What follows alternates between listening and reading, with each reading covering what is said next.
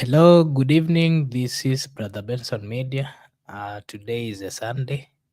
We are blessed to proceed with the conversation on what is really happening in the country.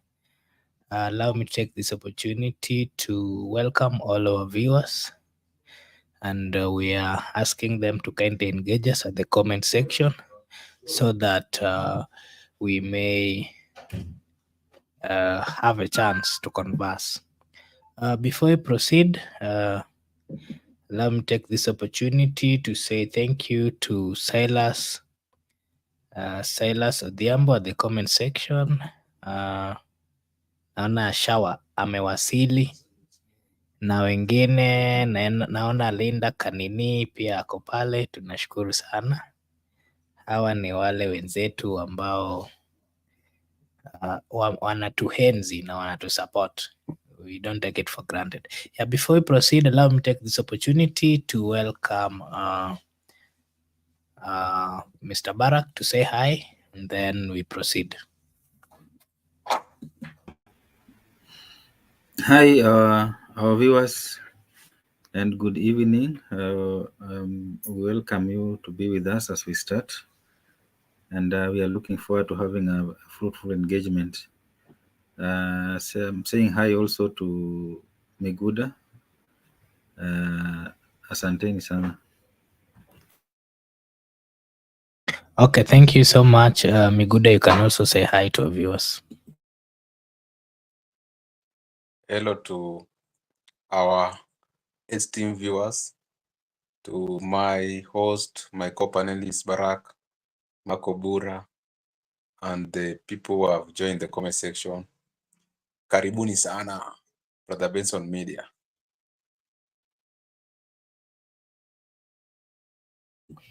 Okay, thank you. Thank you so much. Thank you. Thank you so much, my guest. Allow me now to take this opportunity to invite you on a discussion that we are having. Yeah, so partly we are just going to have a discussion on what happened today. We saw that the deputy was in a church in Embu. The president was expected to be there. He didn't show up. Instead, he opted to go to his home church. And while the DP was there, he talked about so many things, which we are going to have a discussion about. And also, we've seen that the former premier is also backing the Adani deal. And something else that we are going to talk about is the issue of the opposition leaders led by Kalonzo Musyoka also having a different take on the Adani and the whole running of the government. Yeah, so first, I want to engage you on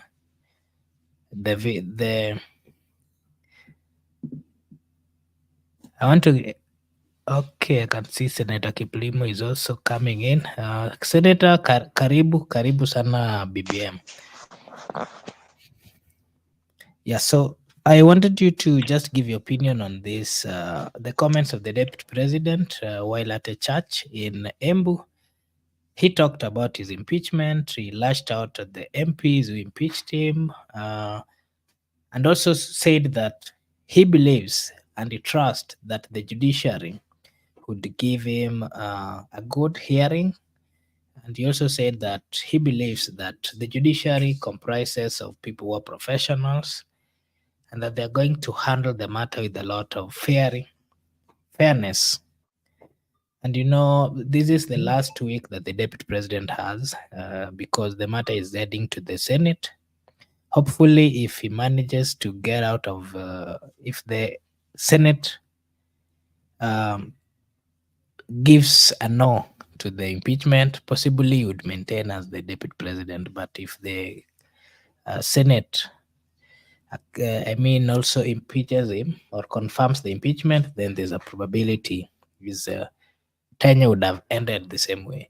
So, Mr. Barak, kindly give us your opinion on the comments of the DP saying that he trusts the judiciary and that he believes they are believers in God and that he believes that his election was one that was he got the election after he was prayed for, because he's saying that he believes and that people cannot just come from anywhere and then impeach him. The same judiciary that he had problems with, he's saying today that he trusts the judiciary. He's saying that the judiciary comprises of people who are professional. Maybe your take on that. Does the deputy president why has he changed all of a sudden and is now saying that he believes in the judiciary? Is it the same way that is it the same tactic that he was using before the impeachment to, in a way, ask for forgiveness and then maybe try seek for relevance? Your opinion, Mr. Barak. Thank you so much, Mark. I think the deputy president saying that he was elected by so many people and cannot be impeached by a few people. That statement, that's a political statement, because he knows that impeaching the deputy president or even the president is a work of the legislature, and the fact that legislature are elected 290 elected, 12 nominated, and 47 women representatives, they represent the whole country. So they are few in number, but in terms of representation, they represent the whole country. So, and one of their work is to impeach the deputy president and even the president when they are found that they have violated the constitution and they have committed maybe economic crimes and so on and so forth. So that statement is political, and it is meant to whip emotions at the grassroots level, so that the people of Embu or even high supporters, because the majority are not are aware of how political impeachment processes are usually carried out, and so those were just, he was just playing politics with the congregation that he was attending the church with. For him saying that he trusts the judiciary, he does not trust the judiciary. He hopes that the judiciary will save him, because he knows that in terms of Senate, because the National Assembly impeached him, so Senate will just confirm. And he's hoping that when he goes to the judiciary, maybe the judiciary will save his job. So it's not about trust, it's about hope. And if the judiciary will not save his job, he will just hear him changing his tune again, not and saying that judiciary maybe was captured by some other forces to rule the way they will rule. So that is politics, and he being a politician, that's expected, because what do you expect from a politician? Just to play politics with the things that are any situation and any audience that they find. So for me, I don't think there's any trust between the deputy president and the judiciary. Because it's just a matter of hoping that when he submits his case there, either after being impeached by the Senate, they will maybe save his job. But as far as I'm concerned, his goose is cooked, and it's just a matter of time before he becomes a mwananchi wa kawaida. Thank you. Okay, thank you, Mr. Barak. I'll come back to you. Mr. Kip, Senator, how are you? Kip, can you hear me? Yeah, good evening, everyone. Good evening, how are you? Very fine. Nice to meet you again. Nice to meet you too. We just want to hear your opinion on the comments of the deputy president. He was in a church in Embu. The president was also supposed to be there, but then the president opted not to attend. So the DP carried the day, and he was talking about his impeachment. While talking about the impeachment, he lashed out at the MPs who had impeached him. And then he said that he trusts that the judiciary will give him a fair hearing and possibly listen to his case. He's also saying that the judiciary is, the people in the judiciary, they're professionals and that they understand their role. So he believes that he's going to be they're going to hear his case and give him a rightful victory. So my question to you is, what is your opinion on the comments of the DP while at this church? Because the deputy president at some point, among the issues or the accusations that were taken to the parliament is that he doesn't respect even the judges, and there was some judges who actually named that he had referred to them in a manner that he had called them with some names which are not really right. So what's your opinion on this, Mr. Kip? Okay, thank you, Mark and everyone. Good evening, Oguda. So I just want to put emphasis on that in a very simple description that the fate of the deputy president lies in the judiciary, because we are very much aware the Senate might not uphold his legitimacy, because from what we saw today, Honorable Raila supporting the Adani deal, it has now come to reality about what we said. This is a fraud-based government. So Gachagua was saying that judiciary, he has the trust in judiciary because it is only judiciary that has been entrusted to the constitution, and it is upon the judiciary to uphold it, since one of the principles of natural justice is free to fair hearing, and there is minimal chances now that ODM and UTA senators have ganged up to finish Gachagua. First and foremost, this is a political persecution. It has nothing to do with misconduct of the deputy president.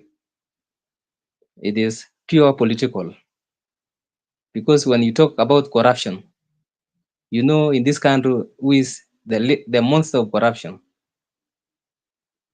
When you talk about how can naming a church, maybe when today I say Mark Obura, you are Elaban. That is the literature. That does not force you to be an elephant. Huh? And according to you, Mwananchi, does that amount to subject to impeachment? Yes. So even me as a voter, I trust judiciary, and I know justice will be served to Rigathi Gachagua.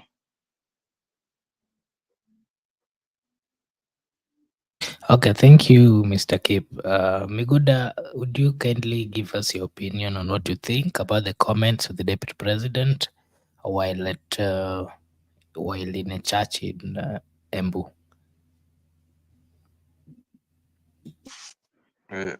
Hello to Senator Kiplimo.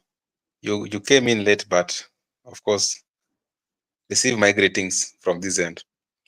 I'm very proud.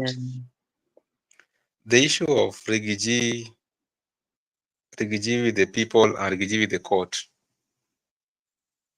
Rigiji is merely trying to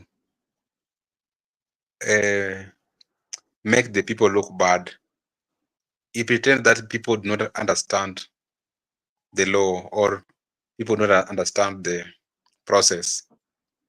Because if he is talking about universal suffrage, and if it is universal suffrage, one man, one vote, whereby you vote a person. Yeah, it is the people who vote or who elect. But if the people elect a president, but there's a process of impeachment, not that people can remove him into office through voting.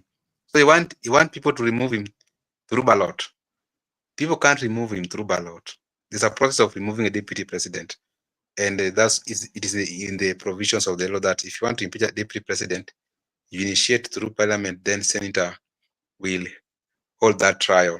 So Rigiji is lying to the masses that for him to come out of that office, the masses must vote to remove him. That is not how it works. And even if he's talking about the issue of universal suffrage, we elect the president. And no people, this debate, people try to assume that we elect a deputy president. They don't want to accept that reality. A deputy president is being nominated or appointed before elections. Because if you walk into the booth, you have been given 6 ballots papers. You take all of them.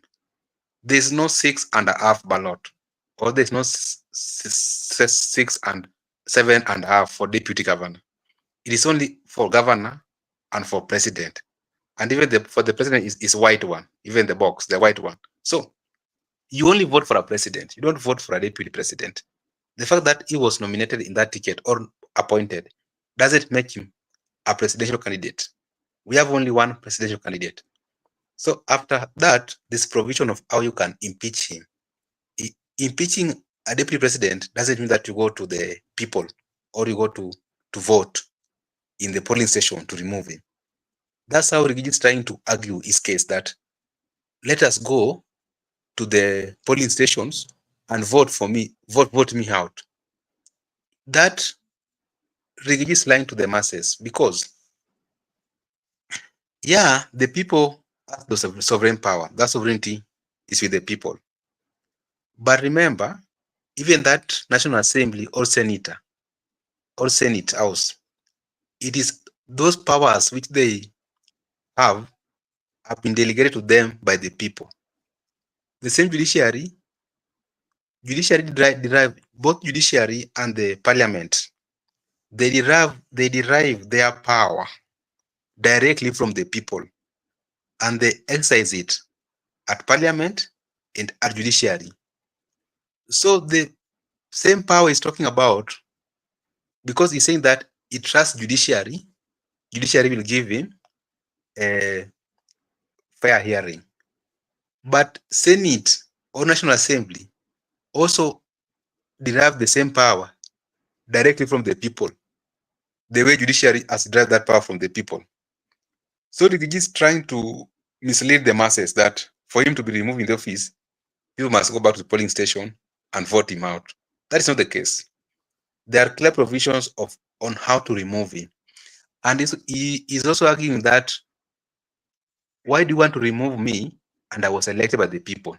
So does it mean that if you're elected by the people and you have contravened the constitution, or you have committed crimes which has been suspected to be of economical crimes, international crimes, or that are inconsistent with the constitution, does it mean that now, because you are elected by the people, you cannot be impeached?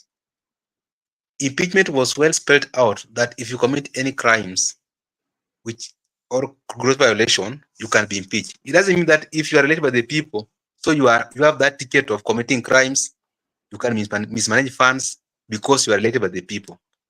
It doesn't matter whether you are elected by the people or not. As a matter of fact, Rigiji should admit that the same court is having faith in, excuse me, is similar with the Senate trial, because both of them, or both institutions, derive their power directly from the people. Even the judges, the power they exercise at judiciary, they are exercising delegated power, which has been derived directly from the people. If 7.2 million voted for him, what about the people who did not vote? What about the people who voted for Raila? The same power is claiming to have gotten from the people, 7.2 million. The courts, the parliament, the power they are exercising at parliament and at judiciary, they have been derived directly from the 7.2 million people. So Mr. Rigiji should not try to lie to the masses that judiciary will do him good, whereas senators will not do him good. But all these institutions, the powers they have been delegated to is directly derived from the people. So all these institutions, they have that power and they're exercising it on the behalf of the people, but it has been derived from the people directly. So the fact that Rigiji was elected, or the way it's purported that he was elected, it doesn't bar the process of impeachment. The process of impeachment is well spelled out. That's my comment. Brief. Mark, I want to Yes. disagree. I want to disagree a little bit with my friend Mikuda, because the way the way he's executing his acumen, like he has already found the deputy president killed of the allegations.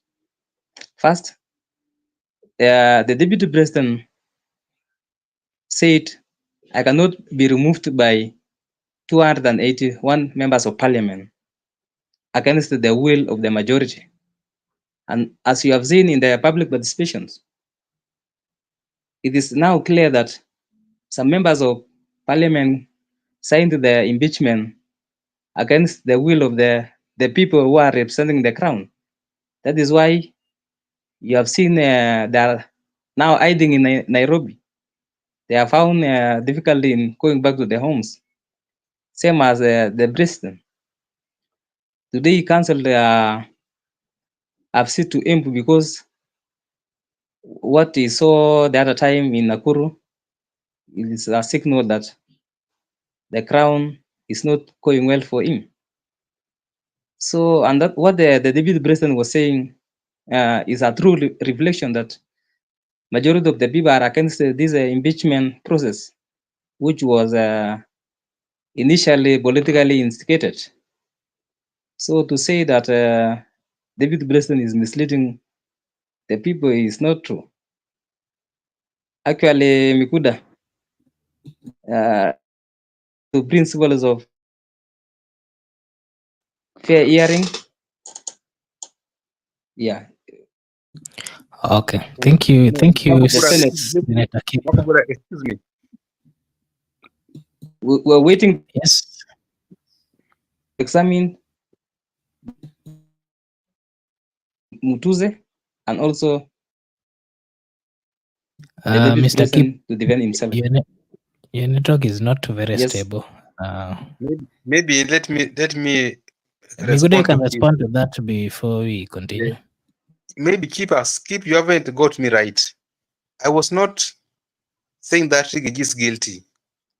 That's not. I was explaining the universal suffrage that the people. I was trying to distinguish between the people who elected William Ruto from the power at the judiciary and the power at the National Assembly and the Senate. I have not make up my mind that Rigiji is guilty and it should be.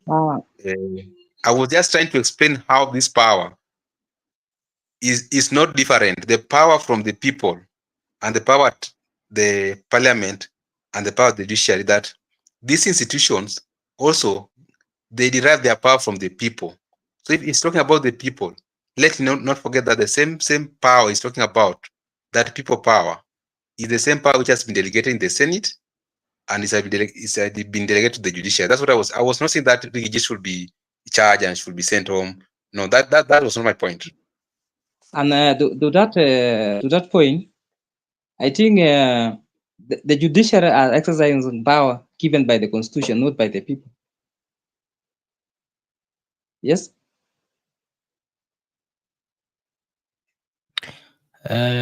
Okay, maybe Senator Kip, you've talked about something that the president opted not to attend a church service. Earlier on, he had confirmed that he would, but I think after he learned that the deputy president was going there, then he opted not to go. So maybe just your opinion, why do you think that the president would simply fail to attend service that he had confirmed earlier that he would? And maybe your opinion on the silence of the president. He has not really talked about the impeachment issue since it started. But you know, the deputy president at one point while he was having a presser, he said that, of course, this thing is happening with the blessings of the president. So why would the president simply fail to attend that service, knowing very well that could it be that he knew that the deputy was going to be there and he didn't want to share that pulpit with the deputy? And why is it that is whenever since this impeachment started, we've not seen them together. We've not seen them attending services or any function together. Does it mean that the president is simply trying to keep himself away from the whatever is happening at the parliament and the deputy president? Mr. Barak, think you'll go first, and then Keep would pick. Just give us your opinion on what you think about the behavior of the president, especially since this issue of impeachment started. We've not seen them conversing. We've not seen them attending same services the way they used to. The president has simply kept quiet. Today at Milimani Church, AIC, he was talking about SHA, how SHA shifted, I think, from NHIF, and he's saying that they have shifted almost 12 million people. He's not really talking about the deputy at all. Maybe your opinion on that? Can you hear me now? Yes, we can hear Yes. you. You're clear. Before I respond to your question, Senator has said that judiciary derives its power from the Constitution. And I don't know where the Constitution derives its power from. Senator, you must understand that the Constitution derives its power from the people. The supremacy of the Constitution, that power comes from the people. And the people are the one who passed the Constitution. Therefore, anything that is the Constitution, every power that the Constitution has, it comes from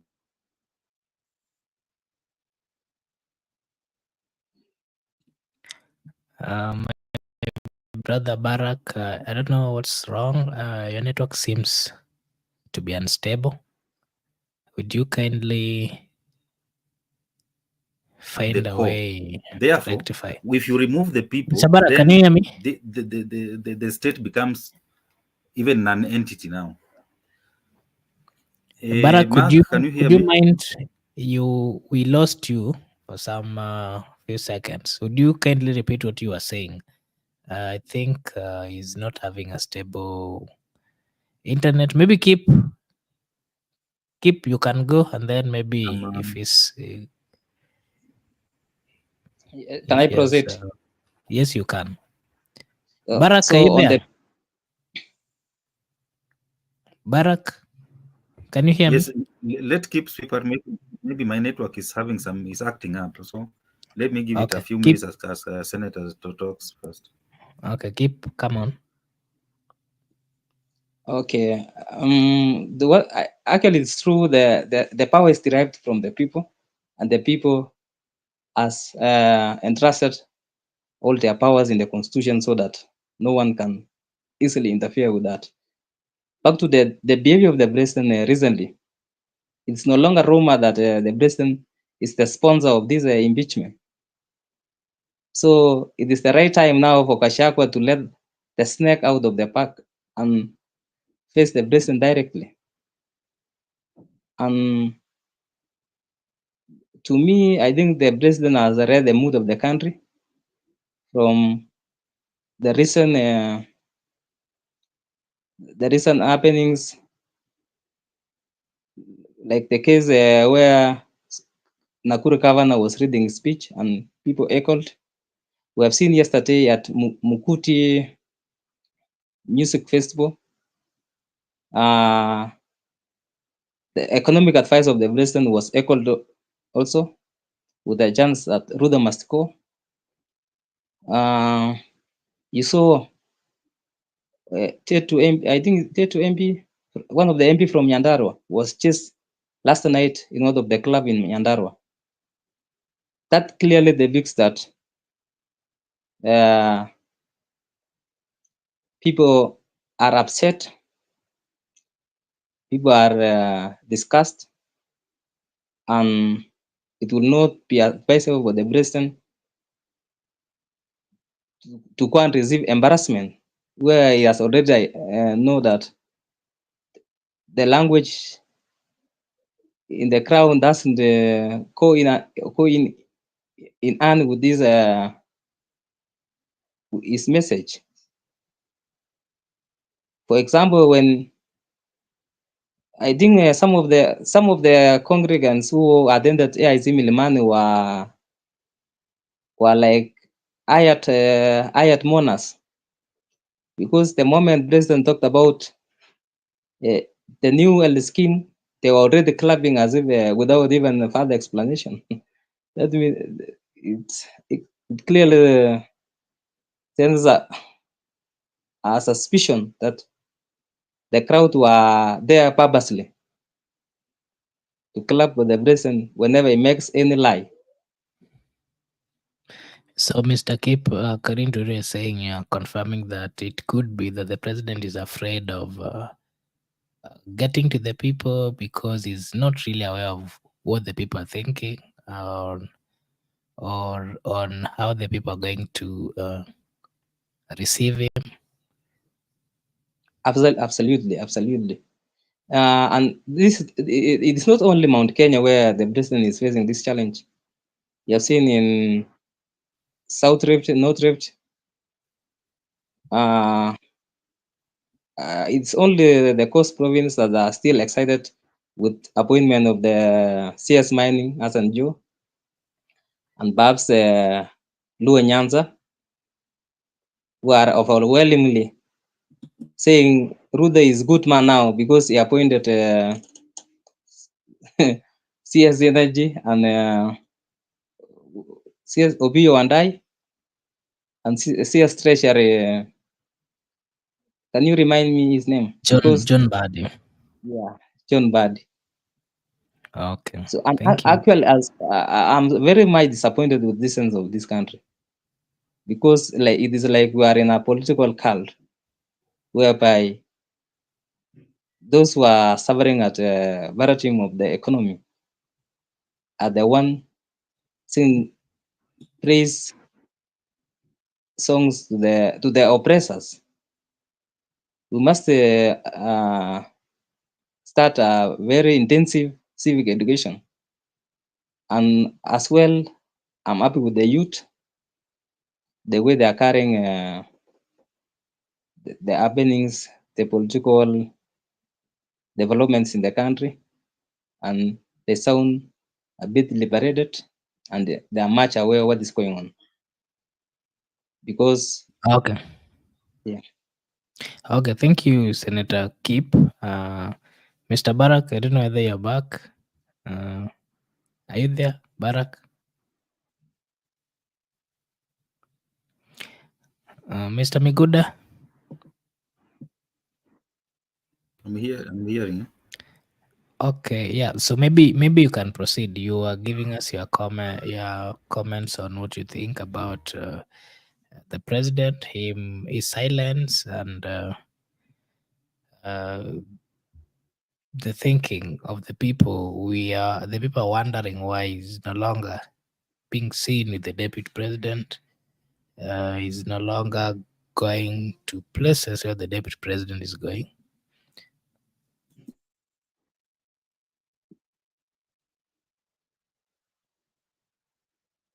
Yes, Barak, you could proceed. I think you're muted. Oh, sorry. Okay. You can hear me now. Yes, clearly. Yeah, you know the impeachment of the deputy president obviously must make some grounds to be hostile to the people who are believed to have engineered the impeachment. That's a reality, and that is politics. That's expected. And the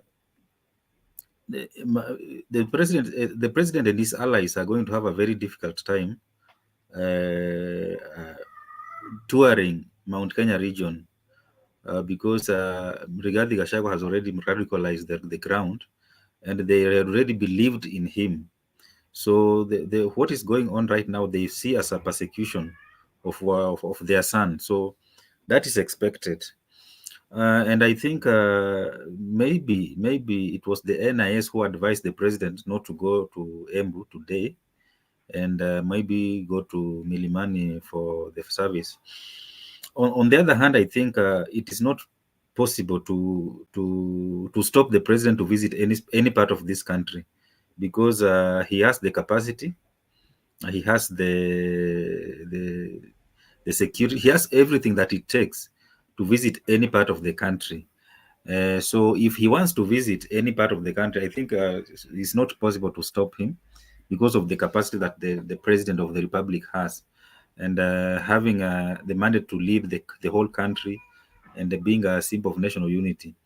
But when it comes to politics, you must also ensure that you don't expose yourself to some kind of embarrassment.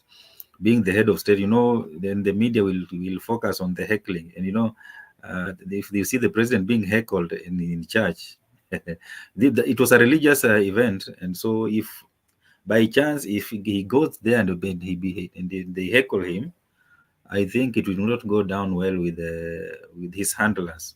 So it was a wise move. I think his handlers they tried to cover that shame that could have befell him if he could have gone there.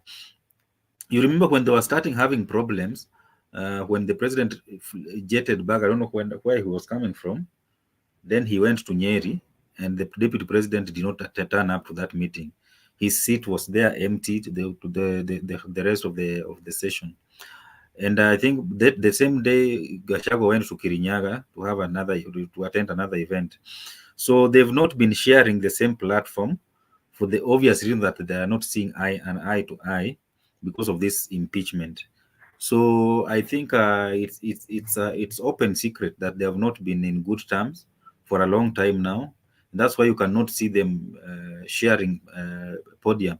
And I think they want to hurry this impeachment so that on 20th this month, that is Mashujaa Day, is either Gachagua will not be the deputy president because of that will be a state function, and they are expected to be there because Gachagua is expected to invite the president on that state function. And maybe if the impeachment will not have succeeded, you remember what Uhuru did to Ruto his last was it Madaraka Day, when he just he invited himself to speak. So politicians can do anything just to ensure that they get away with what they want to do. So it is not a must that the deputy president must invite the president, even if they're on the same function. Sometimes I remember Uhuru invited himself to speak, and Ruto was there, and he never said anything. So Sometimes Raila would invite the president on behalf of the deputy president. those are just comedies that we see here in Kenyan politics. Breach of protocol in a state function is not something that is you see in any other country. But in Kenya, you can be rest assured that you will see more, even and especially if this impeachment is overturned maybe by the judiciary. Because I know right Yeah. now Ruto and Gachagua, they are not. I think reconciling them is going to take an uphill. It's going to be an uphill task. Even the religious leaders who are so close to them, they are not. They are not able to reconcile them back. So I don't know who is going to do that. And even their wives, since they are very close in church and they are praying and they are preaching here and there, they have Maybe not been on able to that, speak to their husbands. maybe So on that comment that you've given, I just wanted to ask you something. I think from my understanding of Christianity, yeah. the spouses of the spouse of the deputy and the president, they're the bishops or the pastors of the nation. And they're the most prayerful women, according to what we are being told. We are not mocking them in any way. Why is it so tough for them? Because we are being told that this government was brought up by prayer. Why is it so tough for them to sort out the issues, the problems that they're having as the deputy and the president and the deputy president? Because from my understanding, even their spouses would have been the first people to make them reconcile, so that they have a one unified thinking and running of the country. It's it's really where it has gotten now. We're asking ourselves whether these people are truly Christians and whether they truly believe in God the way they've been telling us. Because if they cannot sort the issues which are just within their houses, how are they then able to sort the issues of the Republic of Kenya? There is maybe your opinion on that, Mr. Barak. You know, if you have understood the character of Ruto and Gachagua, these are two gentlemen with the egos. These guys are so egoistic, and I really sympathize with their spouses because of the kind of egos these guys have. That's why you see that you know even basically when you are having a problem with a leader, normally their spouse usually calm them down and see some sense into them. But these guys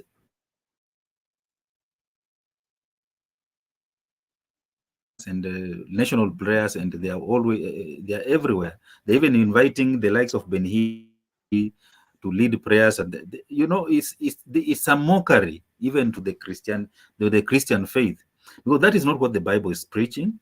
That is not what the Bible is teaching. So even themselves, they are making a mockery of the Christian religion, which is not good at all. And that's why I still have a problem with this religious leader who still give them platform to continue speaking, and while they are not practicing what they are speaking. Because if they were together preaching preaching water while taking wine, and they are still giving them the same platform now separately. Now Ruto has steered clear of the issue of Gachagua, but Gachagua is speaking about because he feels that he's being persecuted, or he has to speak and defend himself. But Ruto is focusing on other things, and for assuming that Gachagua does not. I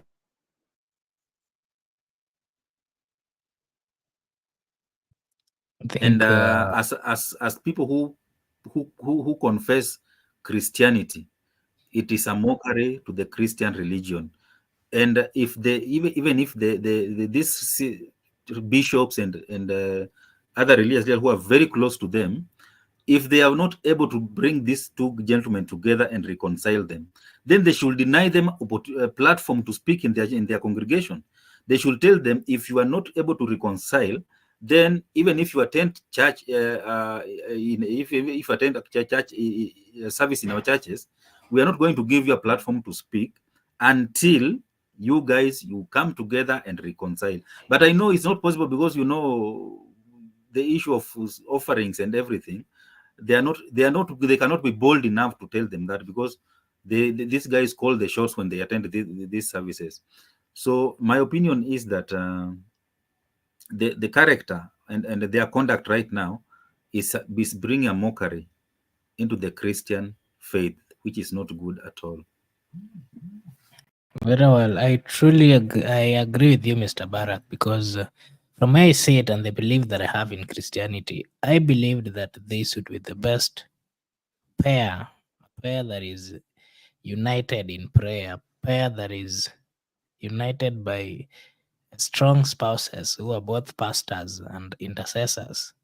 So I believed that whenever disagreement would accrue, then possibly the wife of the deputy and the wife of the president would be the first people to ensure that forgiveness is seen within the country. They would be the first people to intercede for the two.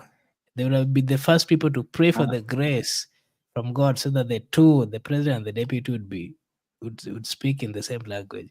But what we are seeing and what we had been told about Christianity and the government, I mean the president and the deputy, is really it is really a shame to the Christianity. That's a fact. And as a people, we are not very happy, because they have a platform where they can change even the perception of the people. They can make people have hope. They can make people have faith. They can, with the position that they held, these people can do so much to people who are or their followers, even the citizens of the Republic of Kenya. They could act as examples of the people. But what you're seeing is not really what they keep telling us.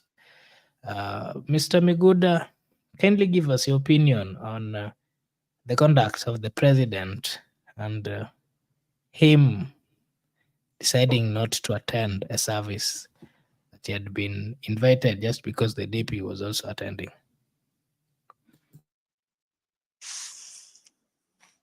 Mr. President might be have been advised, the way I said it, that it is more of a trap. The reason why Mr. President has decided to abstain from speaking in the public, or Mr. President is avoiding to address the people on the matter of public interest or matter of national interest, is because he has decided to sit on the fence, because the question is look like a bit of a trap. Because if he can come out and address the people that let impeachment proceed, people will accuse him that indeed he's the one who has initiated it. Of course, he might be the one who has initiated it, but now he wants to appear like it is the role of parliament to oversight the executive. So he don't want to appear as if he's the one who is trying to interfere with the independent of the parliament. And when he come out to condemn members of parliament and ask them to stop the impeachment process, he will also be accused of compromising members of parliament. That why is it stopping the process which has been initiated by the parliament? So Mr. President has started to stay away from that topic. That's why he cannot address the public on the matter concerning the impeachment of Rigiji. So in his wisdom or lack of the same, he has seen that he keep off from speaking about the issue of impeachment, because either way, people will still accuse him of one or the other. And Mr. President has been saying that he loves Kenya and is a patriotic leader. He loves our country. If indeed he loves our country, why can't he love our countrymen? Let him love the countrymen. And also, we have talked about the issue of love, about Christianity. And in Christianity, we are being taught that you should love your neighbor as you love yourself. So let them be a good example to the rest of the Kenyan. Makubur, that's cool, my point. He doesn't want to be viewed as if he want to interfere with the independence of the parliament. That's why he has decided to keep off from this issue.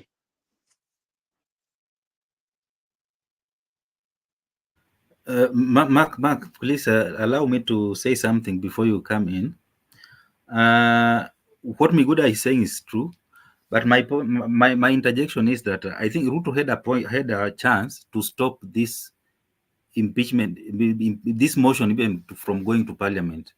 Number one, when they were having differences, and since even the mover of the motion is a member of Kenya Kwanza, because he's a member of Chap Chap, he had an opportunity to even to call parliamentary group meeting, and they could lock themselves instead of the way they did during finance bill, and discuss this issue and ensure that it does not reach to the floor of the house, so that he is not seen as if he's interfering with the independence of the legislature. So because he allowed this motion to reach parliament, I think he had an opportunity to stop it from coming to parliament. And even before even reaching this issue reaching to the parliamentary group, these guys, they have a long way, or they have a long history. They could have tried to sort it out them before it escalates it out of control. So I think Miguda, you are giving Ruto a very good excuse that he don't want to interfere with the independence of the judiciary, of the legislature, and he had an opportunity even way back to stop this issue from reaching the floor of the house by just summoning PG meeting at State House and telling that member of parliament from Kibwezi West, that we know you are planning to do ABCD, but since we are members of the same house, can we discuss these issues here and see where is the problem and where we can rectify, so that we do not polarize the country with this motion, because truth be told, this motion has really polarized the country at this moment, and it is not even seen as even though the deputy president has his own shortcomings, the motion is not in good faith, and people might interpret it otherwise. And now the bigger picture will not even be will not be seen by the majority. Therefore, I think the president, as a leader of Kenya Kwanza, he failed in that aspect, because I believe if you can just take an example, if a member of ODM want to bring a motion and Raila is against that motion, that member of ODM will be summoned to a parliamentary group meeting immediately, and he will be given a dress down, and he will be told to stop any plan of taking that motion to the floor of the House, so that you speak as the members of the same House. So Ruto has failed as a leader of Kenya Kwanza coalition, or because he has exposed his deputy. Then he cannot claim right now that he does not want to interfere with the independence of the legislature, because he is commanding his members of parliament. He is the party leader. So no leader of Kenya Kwanza can bring a motion in the House without him sanctioning the motion. So I think that is what I wanted to add.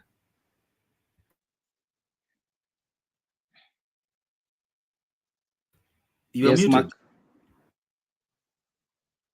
Okay, fine. Sorry, Mr. Barak. Before I let you go, I wanted to, on what you've just said, I wanted you to give a clarification on this.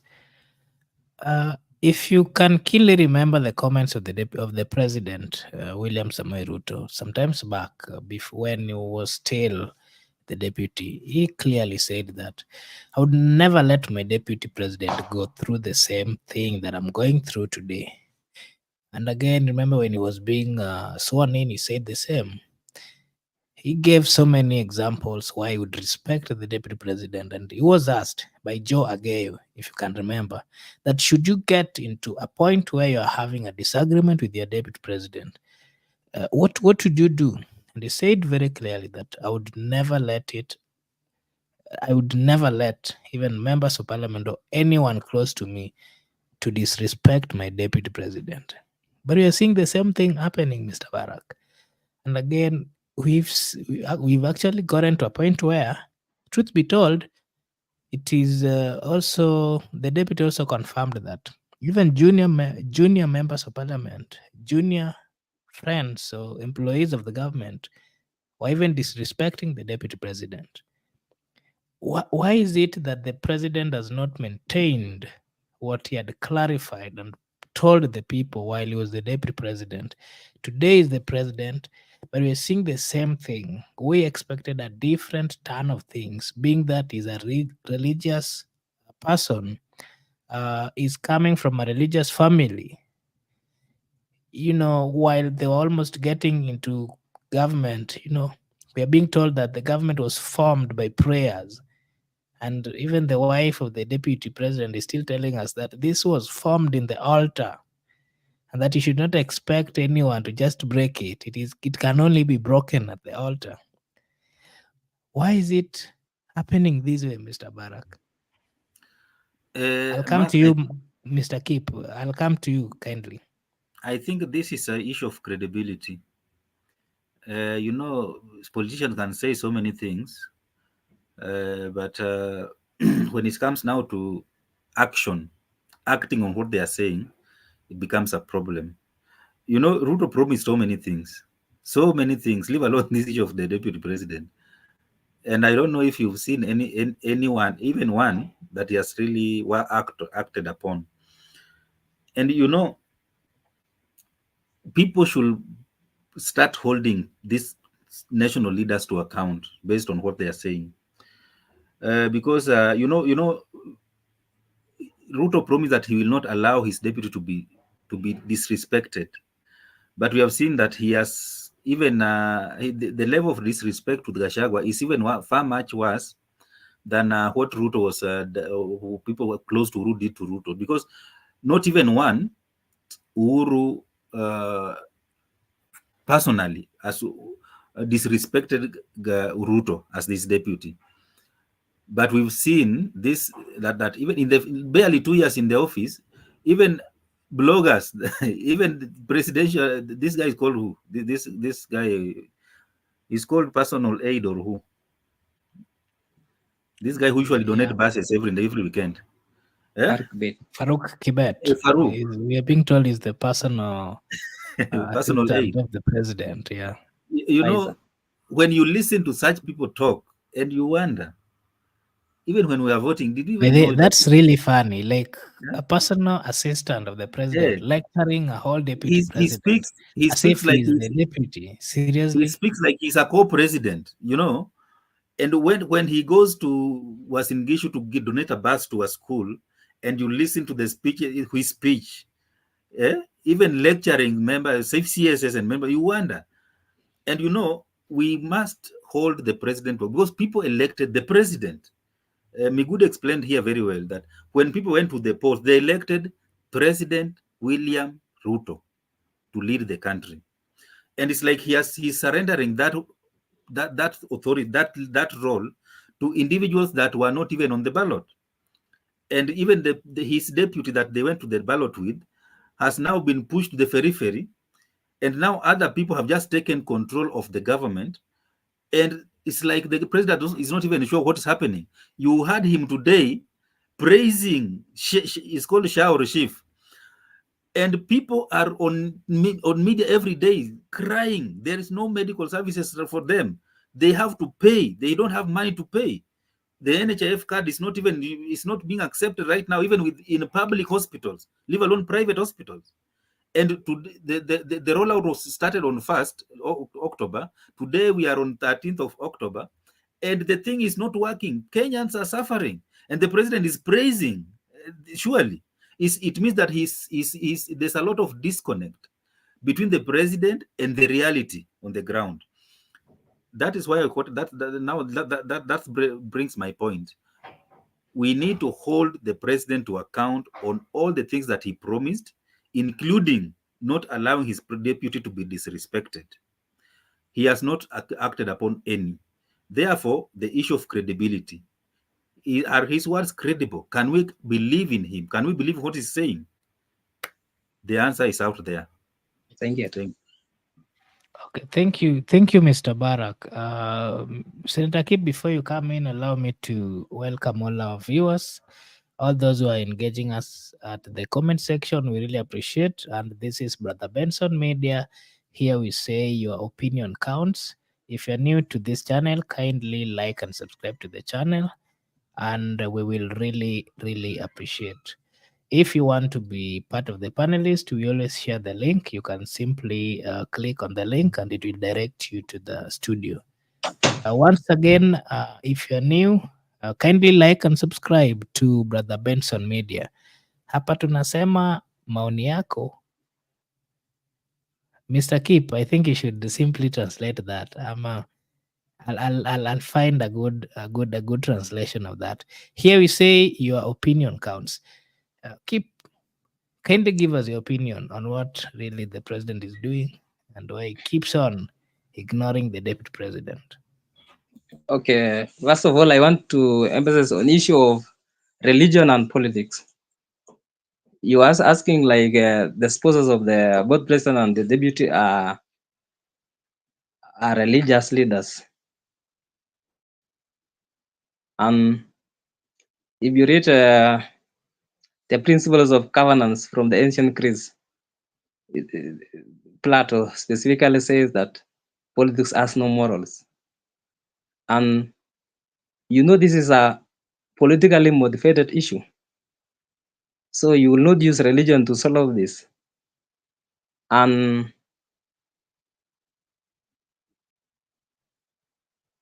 can you hear me? Yes, I can hear you. Proceed.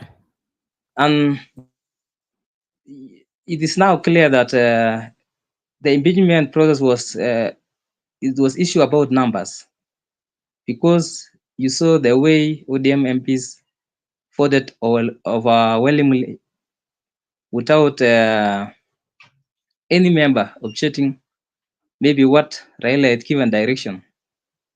So that means it was part of the broad-based government, that in order for us to join you, Rigathi must go. And from the onset, there's a point that Ruto being silent, or because he has not stopped the motion, is because he respects the independence of the parliament. And that is, to be honest to Kenyans, that is not true. Ruto has no respect for independent institutions, starting from parliament to judiciary. Like for the case of the Adani deals, the parliament the other day and judiciary made pronouncement that the deal should be stopped for a while because what is in the hurry. But you are the cabinet secretary yesterday announced that they have signed 95.7 billion deal with Adani and Gachagua. So that shows you that the president has no respect for independent institutions, as well also he has proclaimed himself as an astute Christian. Since the politics, if you started the politics of William Ruto, he has invested so much in the churches. And that is one way where he brainwashed Kenyans that this is a man of God and he really cares for the common man. But we can now see the results that he formed the government on grounds of deceit and conmanship, as he used to say during the campaign. We never knew that was the main agenda for Ruto. So Kenyans must wake up and define Ruto the way he is, because someone said you can fool all the people sometime, but you cannot fool all the people all the time.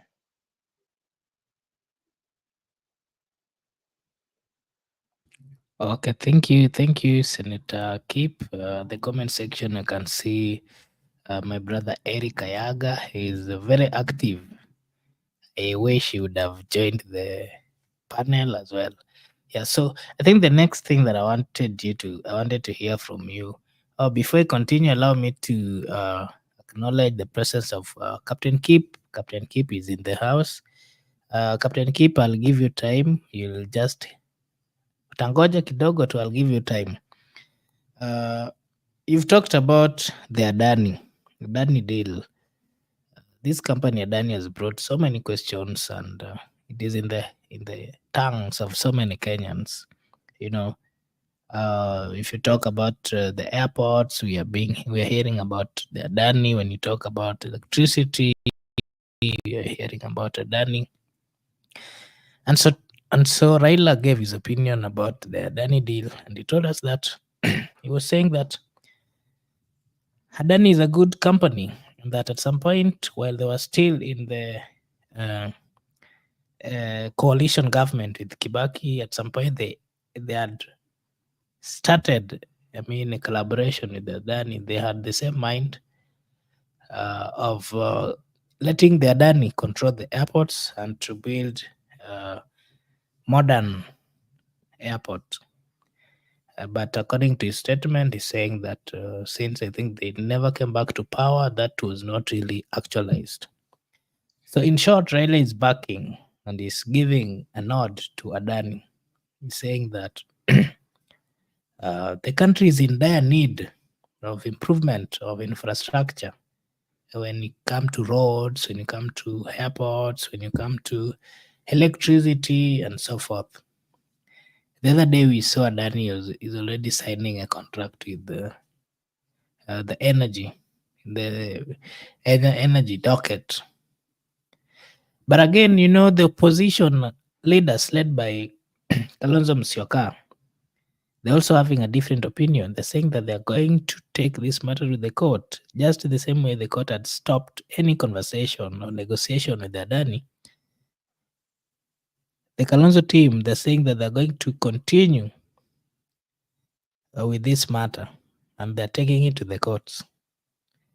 They're also saying that the issue of impeachment of Gachagua is something that has been engineered by the government because the government wants the people not to think about the deals that they want to make with the Adani. So we're seeing mixed reactions, especially from the opposition leader. Raila saying a different thing, Kalonzo's team saying a different thing. I'll go to Bara could give us his opinion, and then and then Senator Kiplimo, Hello. and then later on. Ma- Yes, you can hear you. I think you had said I should make my clarification on that so that I might not miss some points that I've already planned in it. Okay, So kindly go on, and then Bara could pick. Nitabaki briefly, na Captain kidogo. yeah, briefly. Yes. So I want to tell Kenyans this is the right. It is high time we must stop listening to Ruto and Raila, because it sounds now both Raila and Ruto have shares in these Adani deals. So because they say politics is about interest, and I'm very sure Raila interest has been served by the president. First, when that on 3 days ago, you heard what Barack Muluka said on Citizen TV, that Adani might have an Asian base, but Adani is a powerful individual within government. And Adani is William Ruto.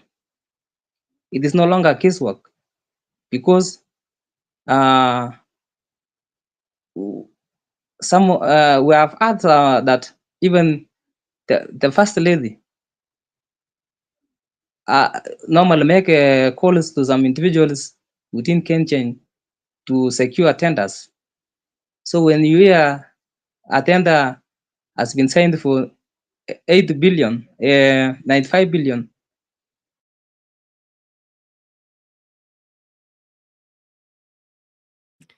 Sorry for that. I think we've lost Senator Kip. Mr. Barak, you'd kindly give us your opinion on what we've just asked. The issue of Adani, Raila is saying yes to it. Kalonzo's team is having a different opinion. And we are seeing back and forth, different information. We are seeing the energy sector has already signed a deal with them. What's your take on that, Barak? I think Keep is back. Let him finish. Okay, Kip, can you hear me? sorry for interruption. Okay, So kindly proceed. I was putting this way, that Raila packing up the Adani deal, he must have been also assured of the share in this Brooks. Actually, this is a Brooks deal, because what is this BBB's procurement? This should be made public, like the way they did impeachment motion. They should have brought this procurement with Adani to public.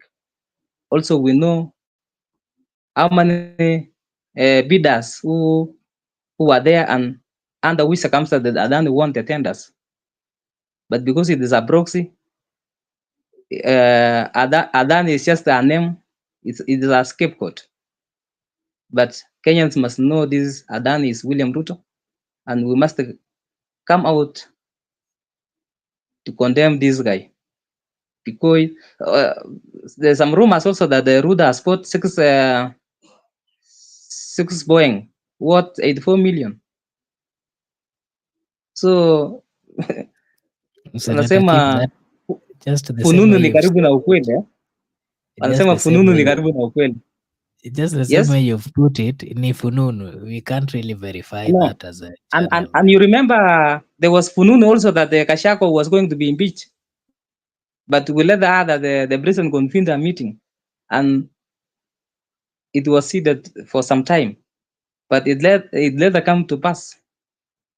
So it is just a matter of under investigation, and it is high time also we put every government official into audit, like the way we have done to Gachagua. to be fair, and to be honest to ourselves. And Okay, thank you, Senator Barak. let me kidogo tu on the silence of the president. We Yes. cannot rule out that the president cannot intervene, because I've seen in the newspapers divorce beyond repair.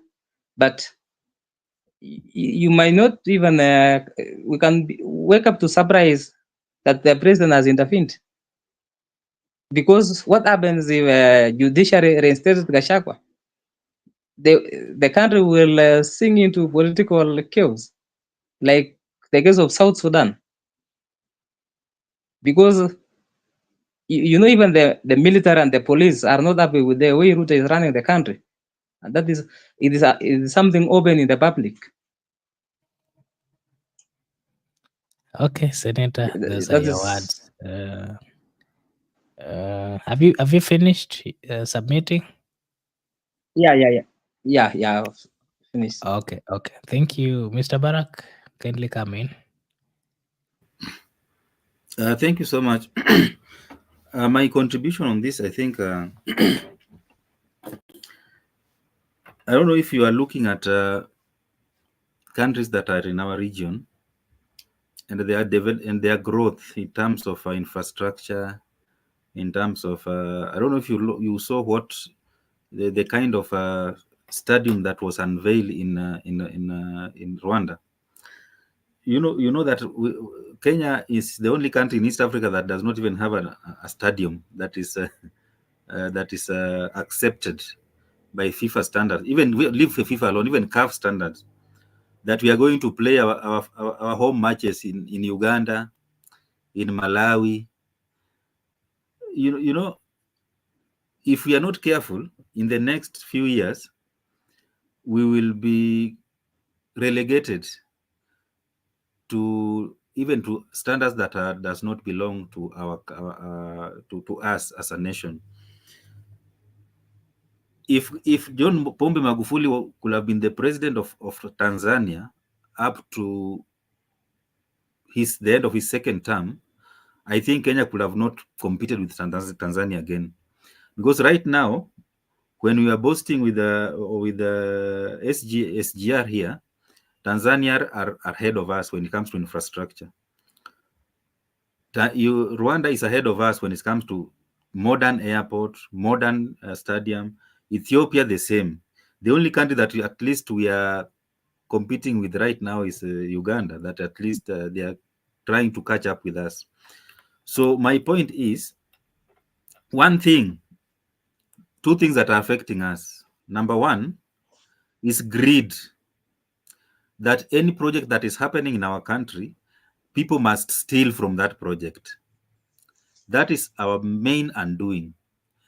And that has affected the public confidence that now we have to question everything because we don't trust these people who are in charge of running the affairs of this country.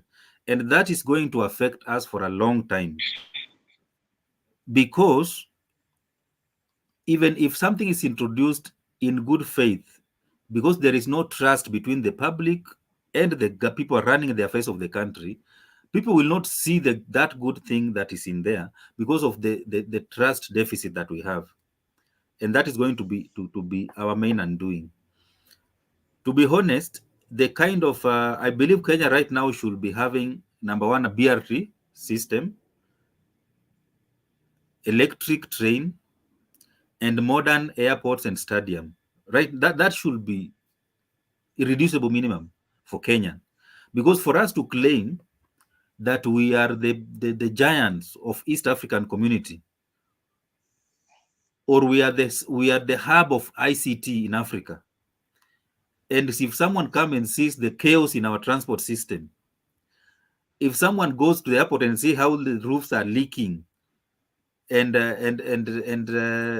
even electricity blackouts, you cannot claim status and yet you are struggling with basics.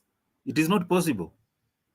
You must sort out your issues and ensure that you are not struggling with the basics, for you to claim that you are the best in the region. If we don't do that, we are going to have problems as a country. And I'm assuring you, many countries are going to leave us behind as we continue to argue here. And people, politicians, or people who are running the affairs of this country are continuing to steal. And at the end of the day, we'll find that we lack basic infrastructure, we lack basic service like electricity, basic standards of international airports to compete. Because everybody, the international system is very competitive.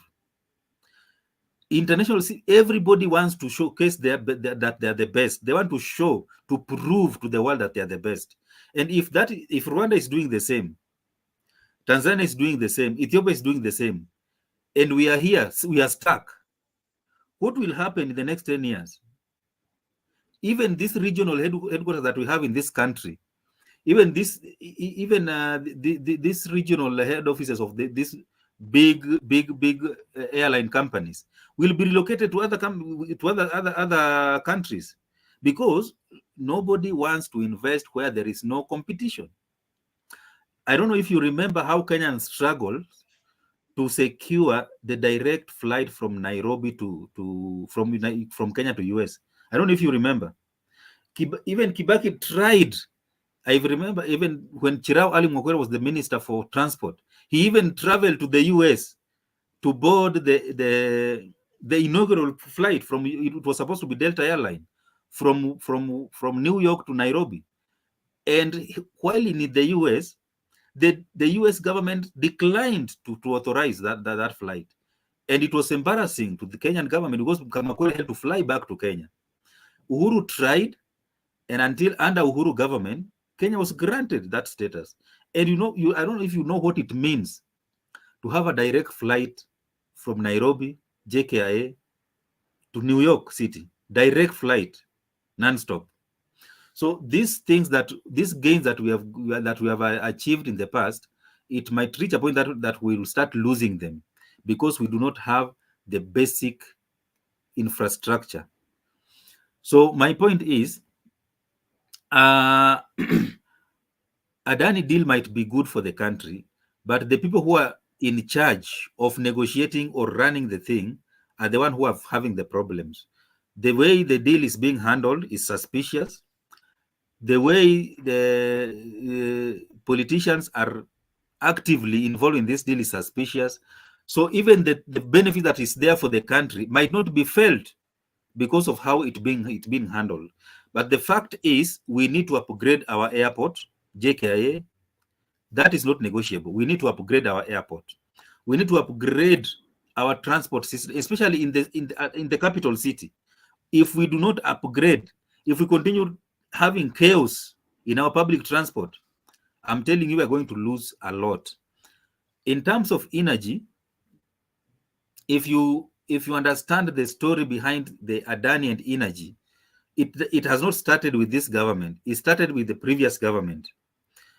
If you look at if you read the story very well, the Ketrako and Adani, and how they build those substations along Mala and I don't know, Thika, Juja, and up to all the way to where the Prime Minister of Ethiopia went. I don't know, is somewhere in Narok County. I don't know. There's a name here in Narok County. Those substations is called Suswa. I remember it's Suswa substation. So all these substations, it started in the previous regime, and it's a continuation in this regime. And if we do not sort out the issue of power, even supporting the economy, the supporting industrialization, supporting because power, the moment you continue to grow as a country, the need for energy also increases. So my point is, we need to ensure that these deals are put public. There is no hidden agenda in them, so that the people can understand, because we are going to be stuck with these deals for 30 good years. So therefore, we need to understand that whatever we are getting ourselves into, what is in for us as a country, the national interest must be paramount, must be a priority. What is in for Kenya? If Adani is going to stay to oversee the operation of the airport for 30 years, how is the Kenyan going to benefit from the deal? What is in for our country? If Adani is going to run those substations for 30 years, what is in for us as a country? When the time comes that they are leaving, what transformation will have been experienced in terms of growth in infrastructure, or in terms of transport sector, or in terms of energy? Those things must be put public. So I think the issue is this secrecy. The way Uhuru promised to release the SGR deal and he retired without releasing it. This thing of putting this thing as secret is the problem that we have in this country. Therefore, if these deals can be put public so that nothing is hidden and nobody questions anything, because if things are public, Kenya is a democratic society, we must be told prior that this deal, Kenya is going to enter into deal with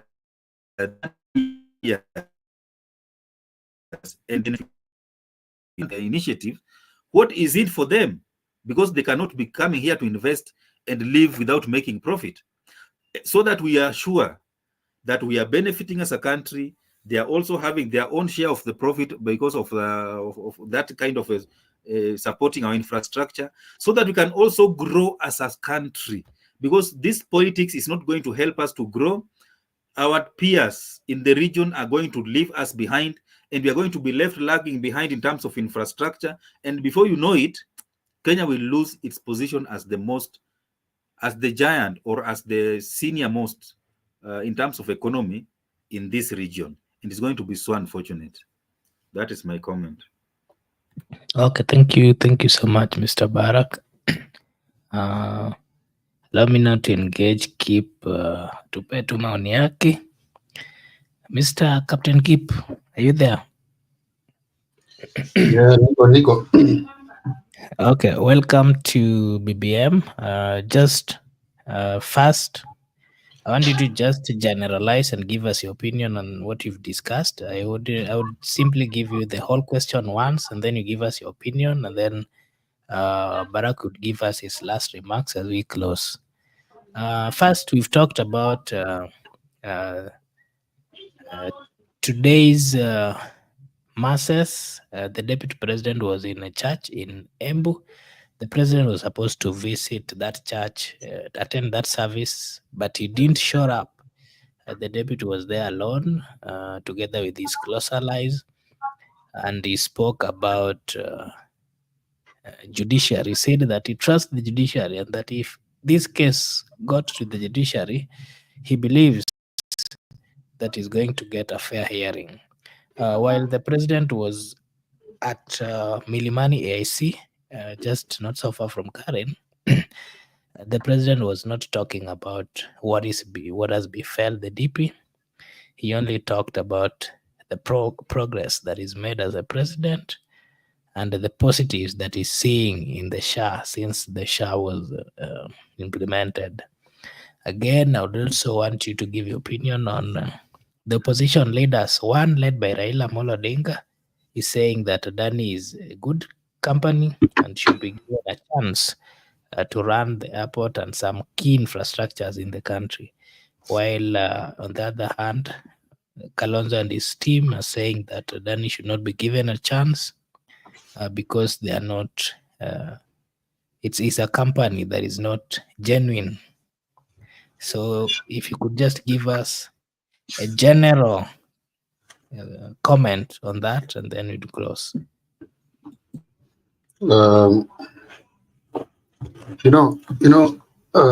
Mark, this thing we've discussed in previous shows on all the platforms that we know. And I don't see the reason why we should be dragging ourselves on this Adani thing while we know the reality is that William Ruto is the Adani himself. We don't have to beat about the bush or going around, going where, talking of India or telling us that they have been managing which airport or the other airport. Those are just but confusion to Kenyans to understand that he is not the one. But in reality, William Ruto is the Adani himself. I'm saying this because we did not hear or saw any gazetted advertisement for tender.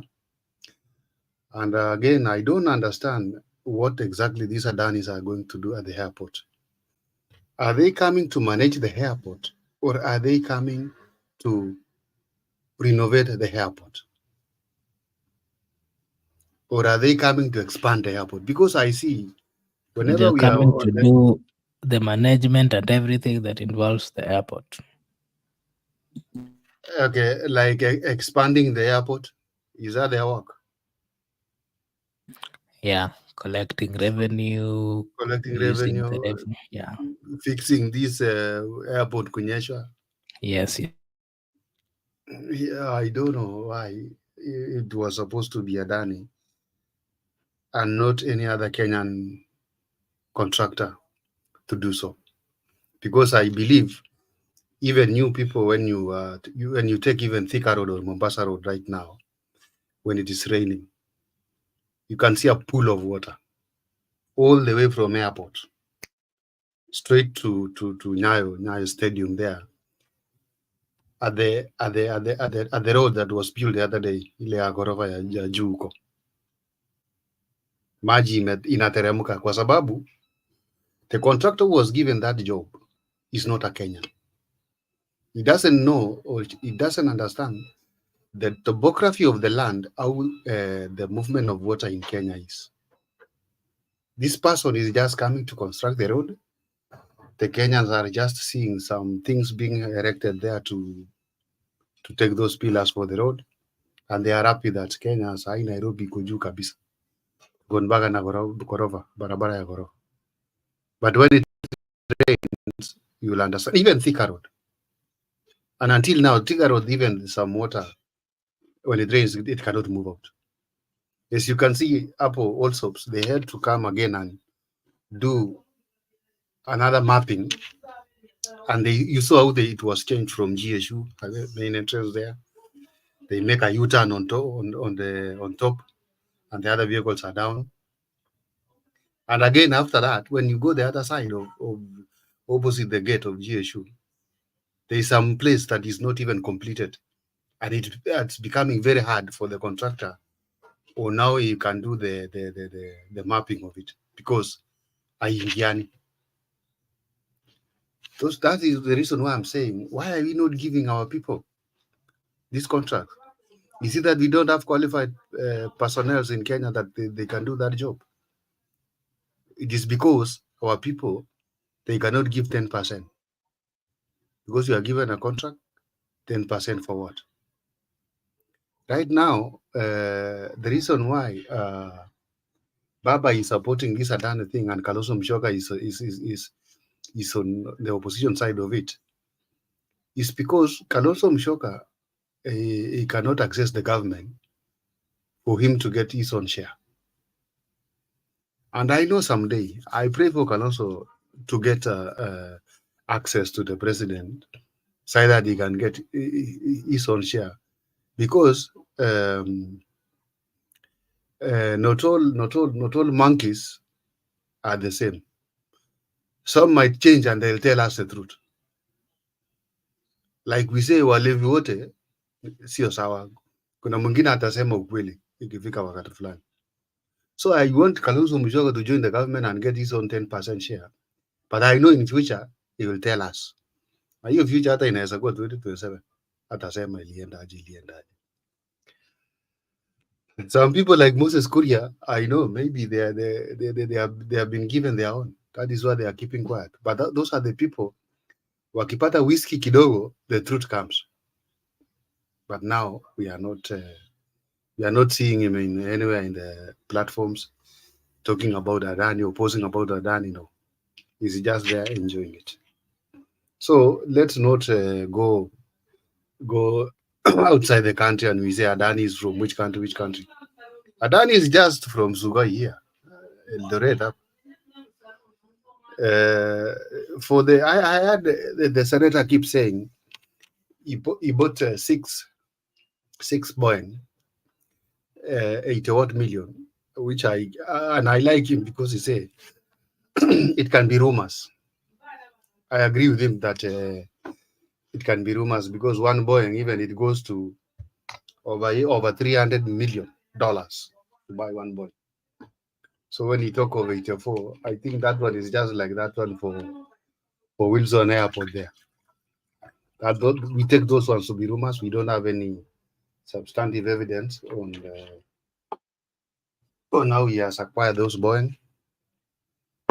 And maybe even he was given by Joe Biden because he's been a frequent visitor of US and these Gulf countries, Qatar, Dubai, tena mpaka wanaenda na baba mwenyewe.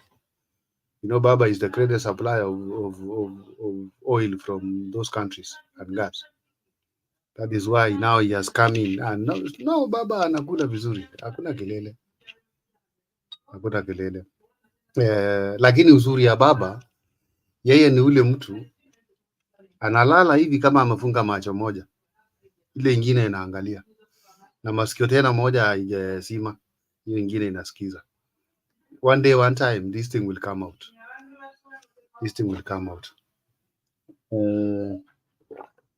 Mark, there's something you say about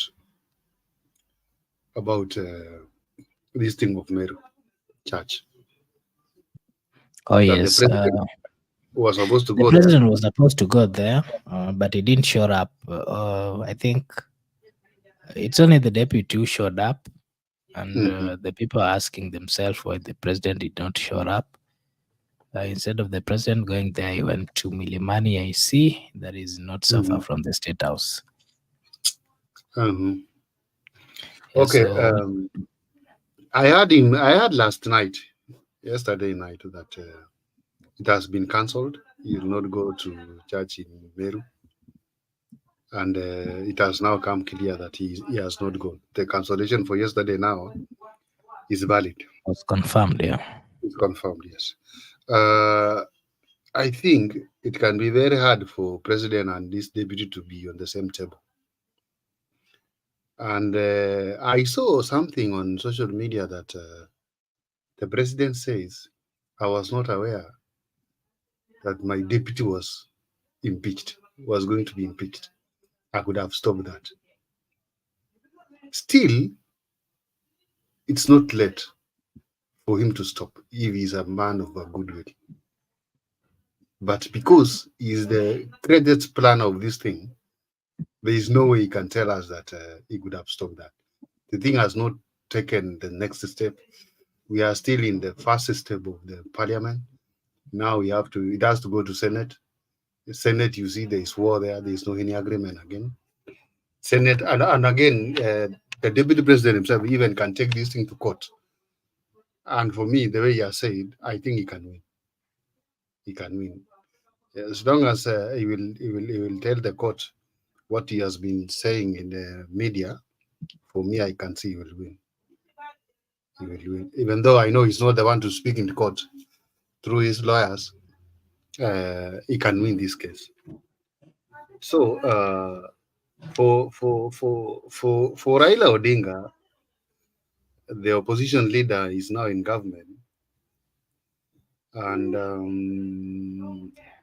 I heard William Ruto, the president, saying, "Isi chama tunaweza." I don't know. Do you have that video? Tunaweza ifanya ikuwe nini, kisijui kitu moja na tuweke wale watu wa opposition wanataka kuwa opposition waende opposition huko, wao wabaki kwa serikali. Maybe I'll look it and play it in the next Yeah. the next Meaning, session. William Ruto is that person who is very smart. in calculating mathematics. He's a political scientist, by the way. When you see him saying like that, I think there's something coming up. But one funny thing is not also new to Raila Odinga. Raila Odinga anaweza kugeuka in a minute, naanze na Kamukunji ya Kibera, akuja apande ile ya huko juu aitwaje huko Jogoo Road, aite mkutano, na hapo mmemalizana naye, kwa sababu ukimesa na huyo mtu tu kidogo, huyo ameenda anajitoa.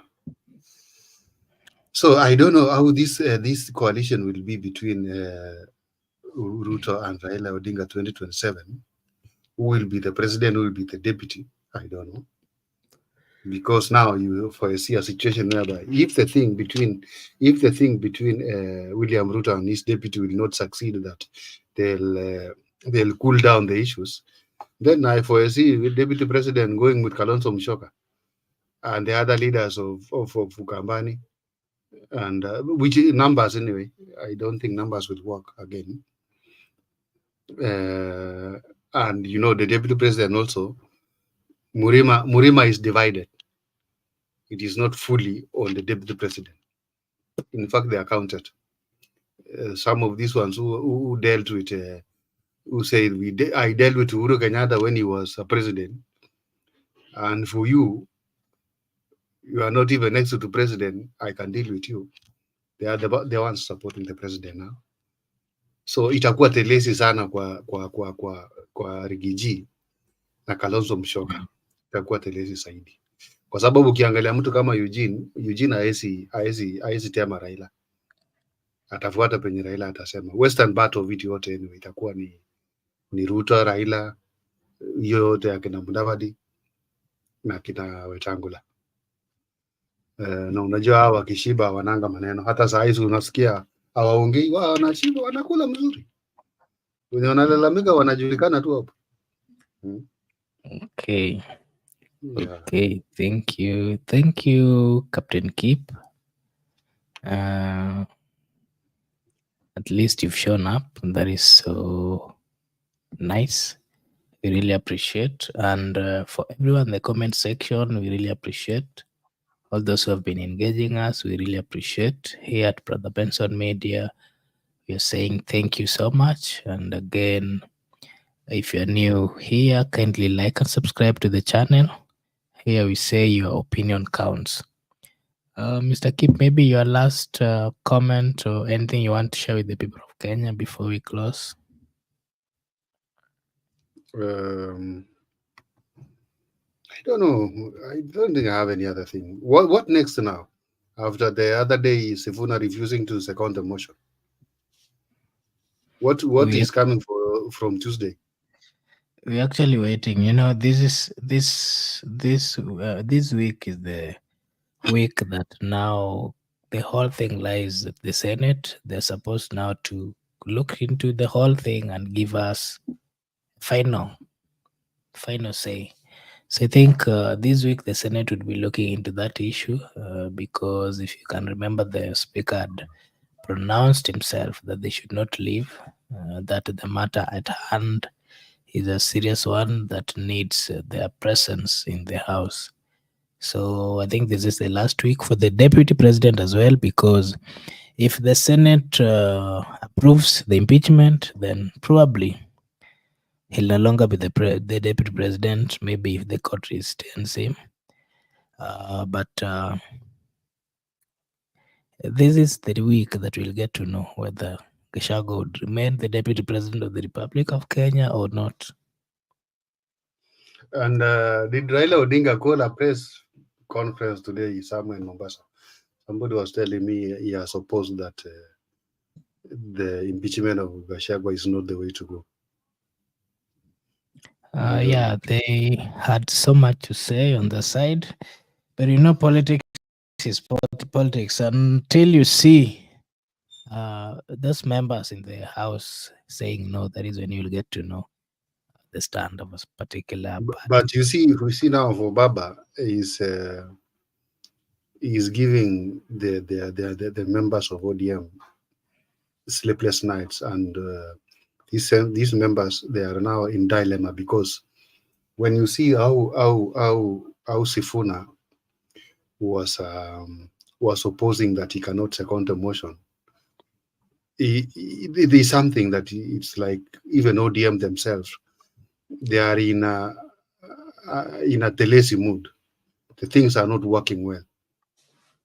Oh, Like yes. somebody you see, like for Babu Wino, you have not heard even Babu Wino saying, "I'm supporting the broad-based thing." You are calling it well, raising the handshake too between Ruto and Raila Odinga.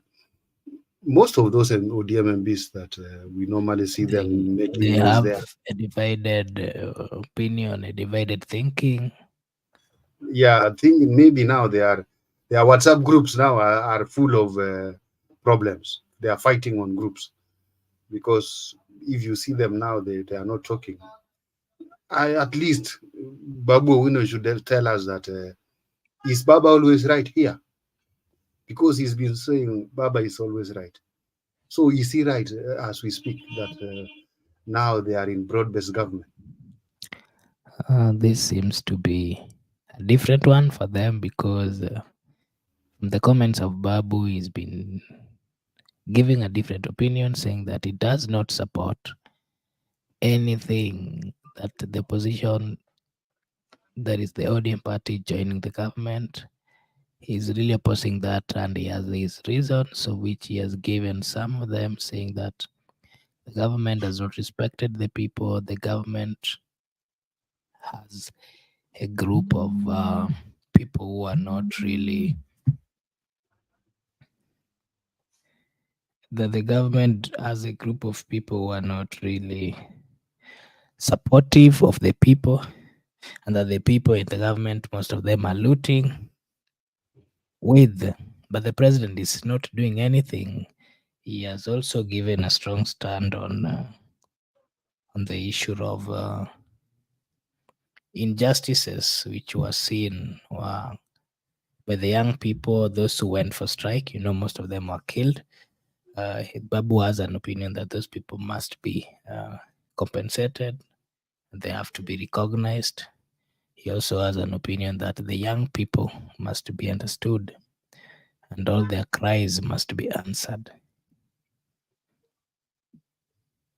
Yeah, also I support that these young people, they must be listened to, because they are the leaders who will handle the next government, or they are the leaders of tomorrow, as used to be said during Moi era, that vijana ndio viongozi wa kesho.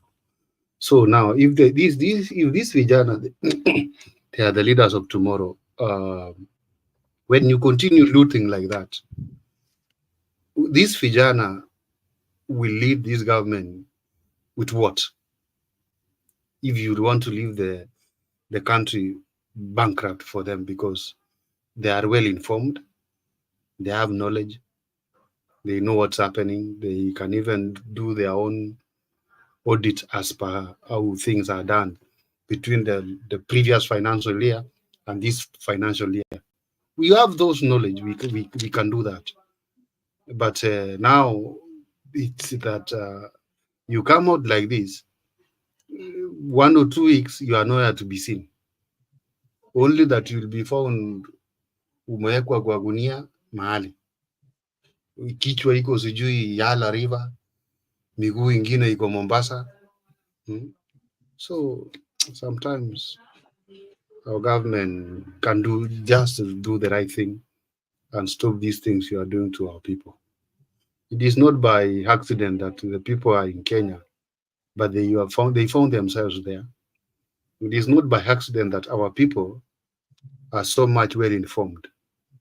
It is through the education that the government provides.